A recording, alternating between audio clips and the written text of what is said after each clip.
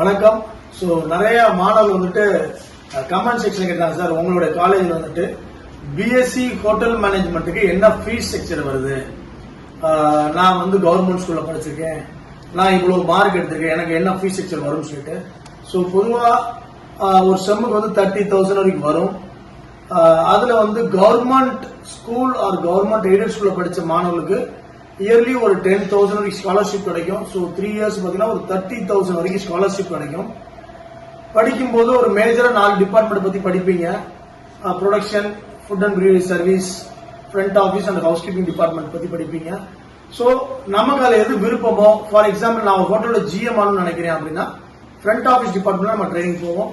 அதே நம்ம ஒரு செஃப் ஆகணும்னு நினைக்கிறோம், என்னோட ஆம்பிஷன் வந்து செஃப் ஆகணும் அப்படின்னு சொல்லிட்டு நினைக்கும் போது நீங்க ப்ரொடக்ஷன் டிபார்ட்மெண்ட் ட்ரைனிங் போடுவோம். ஸோ இந்த 3 இயர் டிகிரி ப்ரோக்ராம்ல 6 செமஸ்டர்ஸ்ல கிட்டத்தட்ட ஒரு 2 இயர்ஸ் வந்து ட்ரைனிங் வந்துட்டு ஹோட்டல்ஸ்ல இருப்பீங்க வித் நல்ல ஒரு சேலரியோட.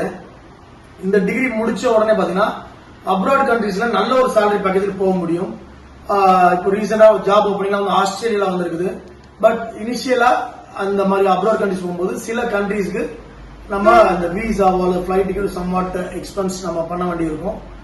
அங்க சேலரி பாத்தீங்கன்னா அதுக்கு இந்த மாதிரி இருக்கும். மந்த்லி ஆஸ்திரேலியா பாத்தீங்கன்னா 1.5 lakhs இப்போ ஆஃபர் பண்ணிருக்காங்க. ஸோ கொஞ்சம் அந்த டைம்ல ஒரு இன்வெஸ்ட்மெண்ட் பண்ணோம் அப்படின்னா ஒரு நல்ல ஒரு சேலரி பேக்கேஜ்ல நீங்க பிளேஸ்மெண்ட் ஆக முடியும். மேலும் இந்த பிஎஸ்சி ஹோட்டல் மேனேஜ்மெண்ட் பத்தி எதுவும் டவுட்ஸ் இருந்துச்சுன்னா கீழே கமெண்ட் செக்ஷன்ல போடுங்க. என்னோட நம்பர் நான் இந்த டிஸ்கிரிப்ஷன் பாக்ஸ்ல மென்ஷன் பண்ணிக்கிறேன். டைரக்டா நீங்க கால் பண்ணி பேசலாம். தேங்க்யூ.